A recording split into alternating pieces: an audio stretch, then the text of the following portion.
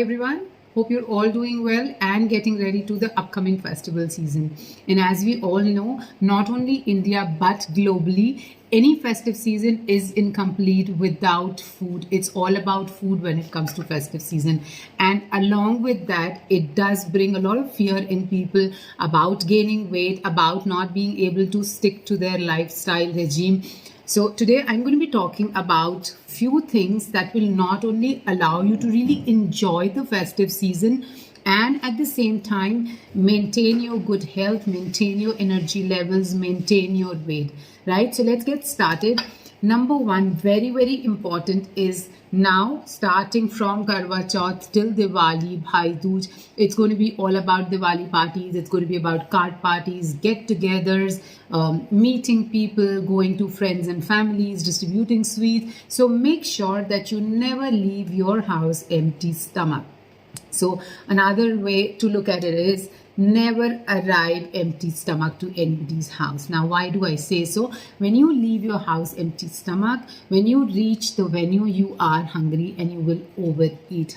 Instead of that, if you eat a fruit or a cup of curd or a glass of milk, when you reach there, you will be at an optimum level of hunger and you will be able to eat mindfully, which is extremely important when it comes to festive season. Number two, when it's festive season, there will be Cokes and Pepsis and juices all around you. Don't drink your calories. In a way, don't drink empty calories. Now, these juices, even if they are sold to you or served to you on the name of fruit juices, they're as bad as Coke or a Pepsi. So please stay away from them. Instead, you can enjoy a cup of tea or a coffee. So make sure that you're not overdoing on your calories when it comes to drinking your calories. Now, while I'm talking about drinking, let me also talk about alcohol. Yes, there are parties where there are, various kind of cocktails. There are a lot of alcohol being served. Number one, never ever drink on empty stomach. Number two, please make sure that you're not going overboard when it comes to alcohol. Number three, make sure that you're not drinking alcohol with juices. So avoid all those things and make sure that you're practicing moderation when it comes to alcohol. Number three, when you go to a party where there is a buffet or where there are a lot of dishes that are being served, you need to make sure that you look through the buffet and choose two of your most favorite starters. So that way you will really be able to satisfy yourself and not overdo. When it comes to main course, choose any three dishes that you would really enjoy eating. So 2 starters and 3 main course items should be the best way to have a party meal. Also, as far as desserts are concerned, try and do away from things like, cakes, pastries, ice cream, because these are the things which are available around the year. This is the time when you should be having your traditional sweets. So look at anyone which is your favorite for this season. So that makes it a meal of 2 starters, 3 main course dishes and a dessert. And make sure that you're drinking water throughout the day so that you're hydrated and you don't feel bloated and you don't overeat. Next on the list is do not skip meals. I know a lot of people who would not eat their lunch or breakfast because they're going to be going to a party for their following meal. Now, number one, what will happen is you will feel bloated. And number two, because you've not eaten the previous meal and you see all good food in the party, you will overeat to the level where you would actually start feeling uncomfortable, which is a very bad idea. One, because it is going to make you feel very uncomfortable. Two, again, you will have a lot of guilt pangs. So avoid that. Have proper meals and then go for a party. This season is not to punish yourself. It is just for you to enjoy and eat mindfully. Next on the list is exercising. Very important. Now, the reason, of course, we do exercise throughout the year for our fitness, for our stamina, flexibility, strength, and so on and so forth.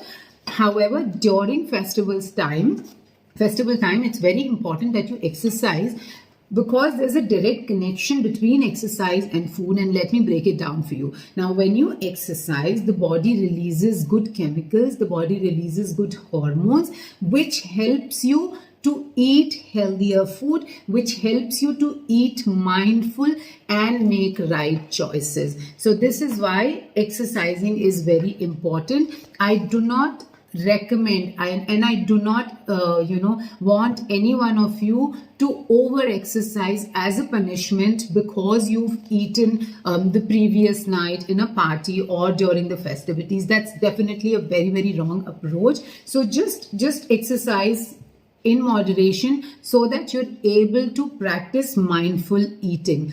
Also, very, very important thing is to have fruits throughout the day, especially bananas. Also, nuts and seeds, coconut water. Now, these are foods that are potassium rich that will help you avoid bloating. They are, banana and nuts and seeds are also very rich in nutrition. Banana will also give you fiber. Banana will give you good amount of complex carbohydrates. So make sure that you have one banana every day during the festival season. The other thing is share sweets, very, very important. So when you get sweets, you don't have to gobble down the whole thing. Even if it's just one piece of sweet, you can have half of it and share the other half with somebody else.